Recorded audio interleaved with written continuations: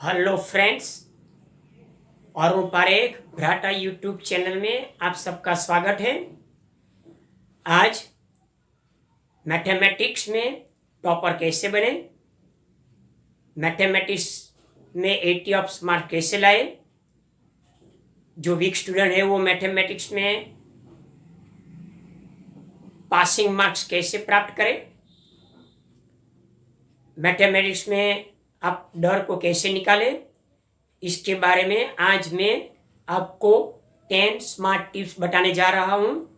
मेरा 20 साल का मैथ्स में एक्सपीरियंस है।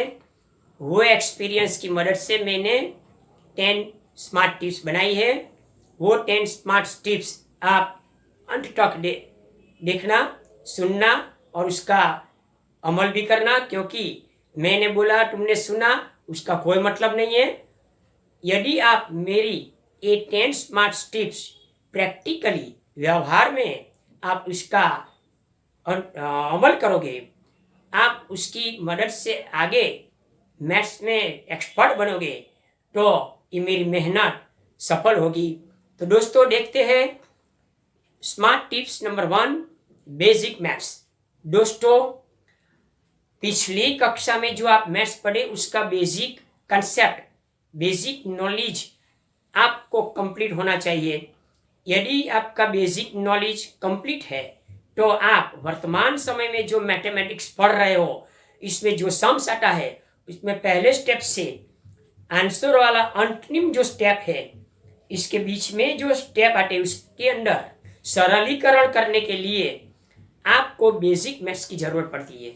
यदि ये बीच वाले स्टेप्स में बेसिक मैथ्स की मदद से आप सरलीकरण दे सकते हो तो ही आप आंसर तक पहुंच सकते हो।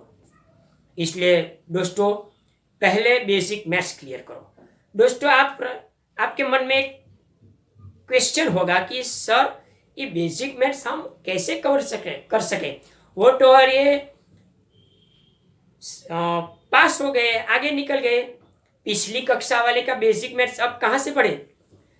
तो आपको मैं इसके बारे में ये सजेशन देता हूं कि आपका कोई क्लेवर स्टूडेंट हो, स्कॉलर स्टूडेंट हो, इसकी मदद लीजिए।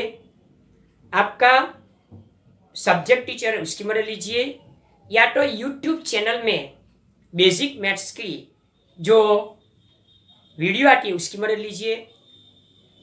ये मदद से आप पहले बेसिक मैथ्स का फंडामेंटल क्लियर कीजिए, फिर बाद में ये वर्तमान समय में जो आप मैथमेटिक्स पढ़ रहे हो वो शुरू करो, तो बेस्ट शुरुआत होगी आपकी मैथ्स की। दोस्तों देखते हैं दूसरी टिप्स। दूसरी है प्रैक्टिस। दोस्तों प्रैक्टिस, मैथ्स ही प्रैक्टिस का सब्जेक्ट है। कैसे?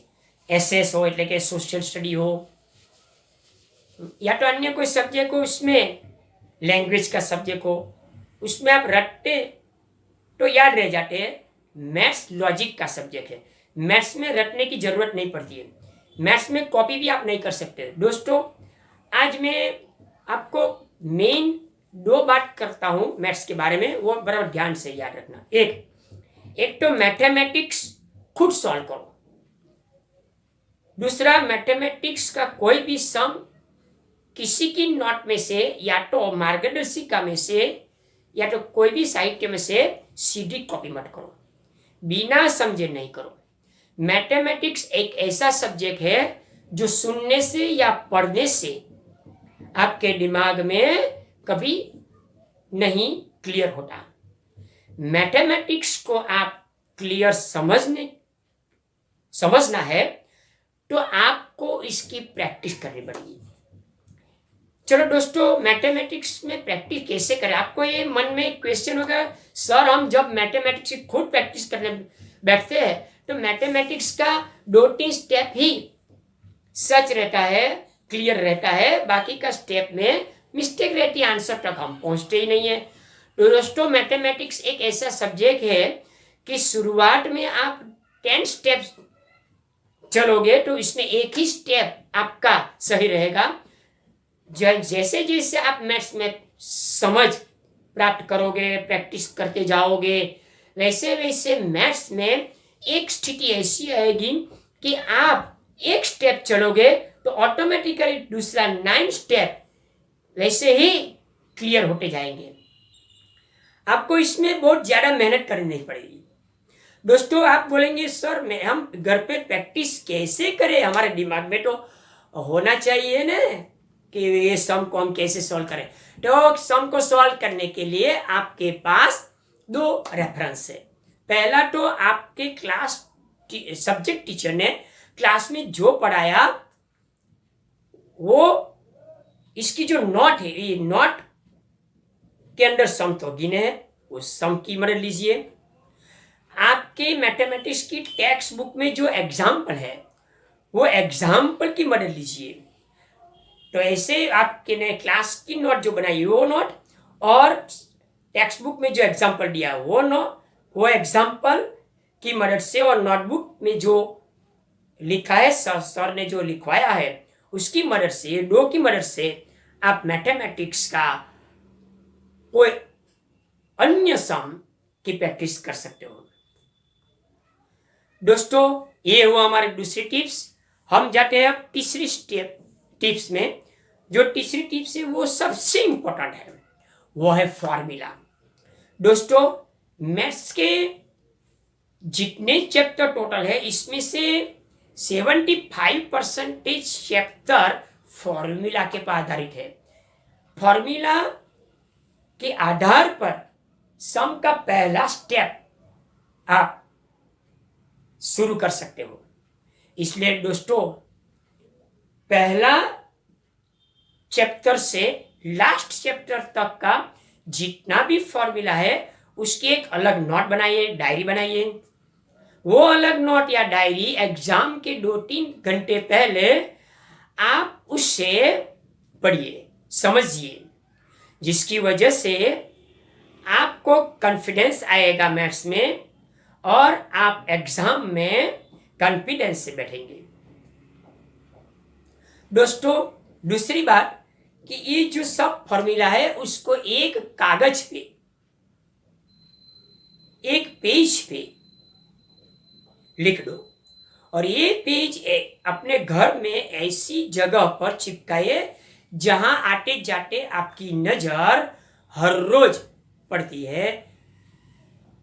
जैसे कि दीवार के ऊपर चिपकाइए, दरवाजे के पिछले भाग में चिपकाइए। वो पेज फॉर्मूला का जो पेज है उसके ऊपर आपकी बार बार नजर जाने से वो फॉर्मूला आपके दिमाग में परमानेंटली फिट हो जाएंगे। फिर लास्ट में उसको रिपेयर करने की कोई जरूरी नहीं पड़ेगी। तो ये फॉर्मूला याद रखने से आपको 5 लाभ एक्स्ट्रा होते हैं। पहला लाभ, शॉर्ट क्वेश्चन में यदि एग्जाम में पूछा जाए कि भाई कोई फॉर्मूला पूछा जाए, जैसे कि आप मान लेते हैं कि भाई मैथमेटिक्स में प्रत्यक्ष विधि से लेकिन डायरेक्ट मेथड से मध्य अंक की फॉर्मूला लिखिए। फिजिक्स में विद्युत धारा यानी कि इलेक्ट्रिक करंट को ज्ञात करने का फॉर्मूला लिखिए। तो ऐसे फॉर्मूला का जो शॉर्ट क्वेश्चन पूछते हैं इसमें आप 1 मार्क कवर कर सकते हो। दूसरा लाभ, कोई भी राशि का इकाई यानी कि यूनिट आप जान सकते हो। कैसे जान सकते हो? मान लीजिए कि आयत का क्षेत्रफल इज इक्वल लंबाई मल्टीप्लाई चौड़ाई। लंबाई का यूनिट है मीटर, चौड़ाई का यूनिट है मीटर। मीटर मल्टीप्लाई मीटर बराबर हो गया मीटर स्क्वायर। यानी कि आयत का क्षेत्रफल यानी कि रेक्टेंगल का एरिया का जो यूनिट है वो हुआ मीटर स्क्वायर यानी कि वर्ग मीटर। ये दूसरा लाभ हुआ। कोई भी राशि का यूनिट आप ये फॉर्मूला से प्राप्त कर सकते हो। तीसरा लाभ, आप कोई भी राशि के डेफिनेशन दे सकते हो। कैसे? मान लीजिए कि रेक्टेंगल का यानी कि आयत का क्षेत्रफल का डेफिनेशन क्या है? तो आयत का क्षेत्रफल का मतलब लंबाई मल्टीप्लाई चौड़ाई, कि लंबाई और चौड़ाई की मल्टीप्लिकेशन से मिलने वाला गुणनफल उसे रेक्टेंगल का एरिया यानी कि आयत का क्षेत्रफल कहते हैं। ऐसे आप कोई राशि को डिफाइन भी कर सकते हो। ऐसे ही आप विद्युत धारा यानी कि इलेक्ट्रिक करंट को डिफाइन करना है तो Q डिवाइडेड बाई T का इस्तेमाल कर सकते हो। वैसे चौथा लाभ कि आप यूनिट का भी डेफिनेशन दे सकते हो। कैसे? मान लीजिए कि एम्पियर फिजिक्स में एम्पियर विद्युत धारा का यूनिट है। एम्पियर यूनिट को डिफाइन करना है तो कैसे करेंगे? तो एम्पियर यूनिट को डिफाइन करना है तो ampere is equal to coulomb divided by second. इसका यूज करके आप एम्पियर को डिफाइन कर सकते हो। पांचवा जो लाभ है वो आप एग्जाम में जो कोई भी सम की गिनती शुरू करते हो तो उसका पहला स्टेप फॉर्मूला आती है, तो वो फॉर्मूला रखो, इसके अंदर सम की अमाउंट ऐड करो और 2-3 स्टेप आप सरलीकरण का लिख कर आगे चलो तो आपको 1-2 मार्क तो मिल सकते हैं। फॉर्मूला ऐड करो, इसके अंदर अमाउंट डालो, जितना समझ में आए उतना स्टेप आगे चलो तो अभी पूरा मार्क नहीं कवर करो, ठीक है, 1-2 मार्क तो मिलेगा सम में। तो ऐसे फॉर्मूले याद रखने से आपको 5 एडवांटेजेस मतलब कि 5 लाभ हो सकते हैं। दोस्तों अब चौथी टिप्स चलते हैं, फॉलो द टाइम टेबल। दोस्तों मैथ्स में वीक का 4 डेज यानी कि 4 दिन 30 से 40 यानी कि 30 से 40 मिनट इसके लिए रखें। 4 दिन 30 से 40 मिनट उसकी प्रैक्टिस करें। पढ़ना नहीं, मैथ्स पढ़ने का सब्जेक्ट है ही नहीं, कॉपी मारने का भी सब्जेक्ट नहीं है, उसको समझने का सब्जेक्ट है और प्रैक्टिस करने का सब्जेक्ट है। तो ये हर रोज 30 से 40 मिनट आप हर रोज मैथ्स की प्रैक्टिस कीजिए। न समझ में आए तो 3-4 दोस्तों का ग्रुप बनाइए, उसके साथ रह के आप ये टाइम टेबल का फॉलो रेगुलर कीजिए। रेगुलर प्रैक्टिस से आप धीरे धीरे एक्सपर्ट बन सकते हो। यदि आप वीक में जो 4 दिन उसमें से कभी कोई प्रसंग आए, कोई ऐसी पोजीशन आए ना आप 1-2 दिन चूक जाए, नहीं फॉलो कर सकते तो कोई बात नहीं है, अगले हफ्ते में उसको कवर कर लेने का, लेकिन बी रेगुलर, प्रैक्टिस रेगुलरली करना चाहिए। आगे चलते हैं होमवर्क। ये मेरी 5 टिप है। दोस्तों होमवर्क का मतलब क्या? तो होमवर्क का मतलब है क्लासरूम में सब्जेक्ट टीचर ने जो पढ़ाया उसमें से आपने कितना कैचअप किया, उसमें से आप कितना समझे, आपने कितना कंसंट्रेट रख के वहां पढ़े और कितना लेके आए दिमाग में, उसकी टेस्ट है। यदि आप वहां समझ के पढ़े और आपके दिमाग में जो उसकी टिप्स है, उसने जो समझाए वो है, तो आप होमवर्क में सम्स कर सकते हो। दूसरा होमवर्क क्या है? रिवीजन है। क्लासरूम में जो टीचर ने बताया उसका घर पे रिवीजन है। इसलिए दोस्तों रिवीजन मैथ्स में करना हो तो आपको होमवर्क करना पड़ेगा। होमवर्क करते करते आपको कई बार सम्स के बीच में वाला स्टेप में कोई मिस्टेक रह जाती है तो आंसर तक आप नहीं पहुंच सकते। तो आप खुद अपना टीचर बनो और टीचर बनते वक्त ऐसा सोचो कि मैं दूसरे की नोटबुक चेक कर रहा हूं और चेक करते करते करते देखो कहाँ मिस्टेक है। अगर मिस्टेक आपको मालूम पड़ गई तो ठीक है, नहीं मालूम पड़ी तो ये सम को छोड़ो, दूसरा सम शुरू करो। जिसमें आपको समझ नहीं पड़ी उस सम के बारे में आपका स्कॉलर दोस्त है यानी कि जो एक्सपर्ट दोस्त है उसको पूछ के या तो अपने सब्जेक्ट टीचर से पूछ के जो क्वेरी है वो उसको क्लियर कर लेगा। लेकिन होमवर्क अपने आप करना, किसी की नोटबुक में से या तो अन्य लिटरेचर में से कॉपी मत करना। देखते हैं 6 नंबर की टिप्स, रीचेक योर सम। आपने जो सम किया उसको रीचेक करो। इसका मतलब क्या, मान लो आपने सम किया, इसमें कोई मिस्टेक रह गई, आप आंसर तक नहीं पहुंच सकते हो, तो आप पहला स्टेप से जहां तक आप पहुंचे उसको चेक करो। आपका सब्जेक्ट टीचर ने जो पढ़ाया, ये बात मैथ्स के टेक्स्ट बुक में एग्जाम्पल में जो सम लिखा है उसकी मदद से आप याद करो मैंने ये कहाँ गलती की। अगर ये गलती समझ में आ गई तो आगे चलो। ये मिस्टेक ढूंढने में आपको बेसिक मैथ्स की भी जरूरत पड़ेगी। अगर आपका बेसिक मैथ्स का कंसेप्ट क्लियर नहीं है तो बार बार आप सम में मिस्टेक करते जाओगे और आंसर तक नहीं पहुंचोगे। दोस्तों, हमारी 7वीं है टिप्स है, बोल बोल कर पढ़ो। इसका मतलब क्या, तो दोस्तों कई बार आपका जो पढ़ने का जो रूम है वो डिस्टर्बेंस का होता है, इसमें आपको डिस्टर्बेंस होती है, बाहर से आवाज़ आती है, या तो फैमिली मेंबर्स या तो टीवी रेडियो वो आपको डिस्टर्ब करते हैं। वो डिस्टर्बेंस को निकालने के लिए आपको बोल बोल कर पढ़ने की ज़रूरत है। जब आप बोल बोल कर पढ़ोगे तो एक दूसरा ये लाभ होगा, डिस्टर्बेंस तो कम हो जाएगा बाहर का, लेकिन दूसरा लाभ ये होगा कि आपको ऐसा एहसास होगा कि मैं खुद को पढ़ा रहा हूँ। ऐसे आप खुद टीचर बनो और आपको पढ़ाओ बोल बोल के। अगर ऐसा हो, अगर आप, मैं एक दूसरी भी एक बात बताता हूँ कि यदि कोई स्टूडेंट आपके पास कोई क्वेरी लेके आए और वो बोले कि दोस्त मेरे को ये सम समझाओ, तो दोस्त तुरंत उसको हाँ बोल लेने का, उसको ये सम समझाना, पढ़ाना, ऐसा करते हो ना तो वो सम आपके दिमाग में परमानेंटली फिट हो जाएगा, क्योंकि आप टीचर बने, आप खुद समझ गए उससे। तो ऐसे आप रीचेक करने से ऐसा लाभ होता है। चलो दोस्तों, बोल बोल के पढ़ने से ऐसा लाभ होता है। दोस्तों चलते हैं 8वीं टिप्स पर,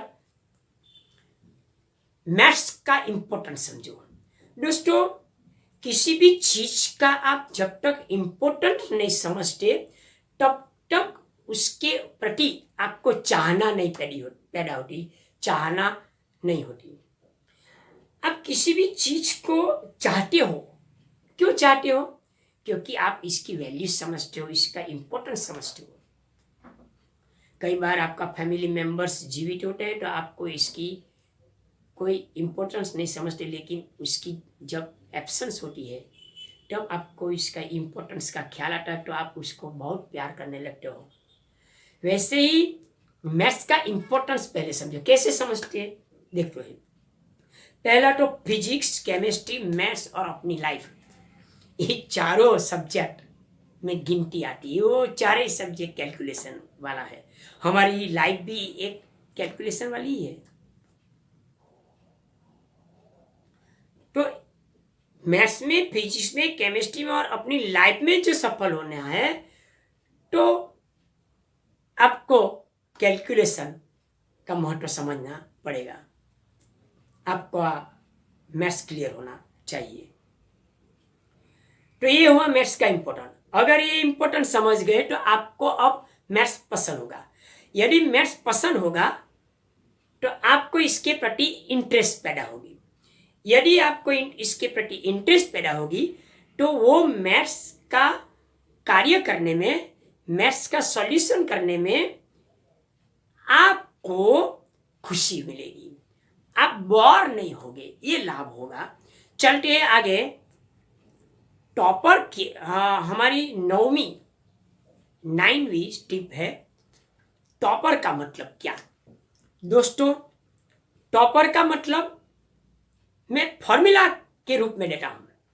टॉपर का मतलब क्लासरूम में एक चीज से पढ़ना और जो पढ़ा उसका होमवर्क करना, ये दो चीज का एडिशन, उसका मतलब हुआ टॉपर। तो शॉर्ट में बोलता हूं तो topper is equal to classroom में समझ के पढ़ना प्लस घर पे खुद प्रैक्टिस करना, कॉपी नहीं करना। ये हुआ टॉपर की फॉर्मूला। दोस्तों, इसका मतलब ये हुआ कि आप क्लासरूम में बराबर ध्यान दो, कंसंट्रेट होके पढ़ो, मैथ्स को समझो। वो लॉजिक का सब्जेक्ट है, रटने का सब्जेक्ट नहीं है। जो समझ में आया उसकी मदद से आप खुद सॉल्यूशन कीजिए, किसी की नोटबुक में से या तो कोई भी टेक्स्ट बुक में से या तो गाइड में से कि मार्गदर्शिका में से कॉपी मत करो। तो ये आप जरूर टॉपर बन जाओगे, आप जरूर 80 मार्क्स प्राप्त कर सकोगे, आप जरूर मैथ्स में कॉन्फिडेंस प्राप्त कर सकोगे। हमारी लास्ट टिप्स है, मैथ्स का क्वेश्चन को ठीक से पढ़े। दोस्तों, ये भी टिप्स बहुत इंपॉर्टेंट है। कैसे? आप क्वेश्चन को बिना समझे ही शुरू कर देते हो और बाद में रोते हैं, मेरे को आंसर ठीक से आता नहीं है, मेरे को बीच वाला स्टेप में कुछ समझ में नहीं आता। ऐसी कंप्लेन करने की कोई ज़रूरत नहीं है। आप क्वेश्चन को बराबर समझे नहीं और जल्दी से आप सॉल्व करने लगे। पहले तो क्वेश्चन क्या कहना चाहते हो उसको समझो, एक क्वेश्चन में क्या ज्ञात करना है वो समझो, एक क्वेश्चन में कौन सी फॉर्मूला का यूज करना है वो समझो, और एक क्वेश्चन को सॉल्व करने की शुरुआत करूं तो उसका फर्स्ट स्टेप कौन सा होगा, ये बात पहले समझो, फिर बाद में फर्स्ट स्टेप शुरू करो। ये आपका हुआ first impression is the last impression. मैं नए एक सेंटेंस देता हूं कि first step is the last impression. First step is necessary to reach up to the answer. दोस्तों, ये हुए हमारी 10 टिप्स। ये 10 टिप्स आप जरूर अपने व्यवहार में, अपने प्रैक्टिकल में यूज करना। यदि आप 10 टिप्स का प्रयोग करोगे तो आप जरूर सफल होंगे। मैथ्स के प्रति आपको इंटरेस्ट पैदा होगी, मैथ्स में आप 80 का लक्ष्यांक प्राप्त कर सकोगे, टॉपर बन सकोगे। जो वीक स्टूडेंट है वो पासिंग मार्क कवर कर सकेंगे। मैथ्स के प्रति जो आपका डर है वो निकल जाएगा। याद रखना दोस्तों, मैथ्स एक ऐसा सब्जेक्ट है उसमें जब भी सम गिनने बैठते हो तो कभी कभी आंसर तक आप नहीं पहुंचते तो आप हताश मत होना, हिम्मत नहीं हारना। आप उसके बारे में प्रयत्न चालू रखो, अपना एफर्ट्स चालू रखो, try and try. Try and try का मतलब हुआ कि आप try and try error method, जैसे जैसे आप ट्राई करते जाओगे वैसे वैसे आपकी एरर कम हो जाएगी। जब तक आप हार नहीं स्वीकारोगे तब तक आपको कोई हरा नहीं सकता। दोस्तों, जन्म से कोई सीख कर नहीं आता, जन्म से कोई टॉपर नहीं होता। टॉपर पैदा नहीं होता है, टॉपर बनता है। तो दोस्तों, मेरी बात समझ में जरूर आई होगी। यदि आपको मेरा वीडियो पसंद हुआ तो जरूर इसको लाइक करना, शेयर करना, कमेंट करना। यदि आपको कोई क्वेश्चन क्वेरी हो तो कमेंट में लिख कर मेरे को बताना, मैं आपको रिस्पॉन्स दूंगा। और मेरी चैनल को सब्सक्राइब करना। मेरा दूसरा वीडियो आपको आप जरूर देखना, छोड़ना मत। तब तक के लिए सबको मेरा प्रणाम। जय हिंद, जय भारत।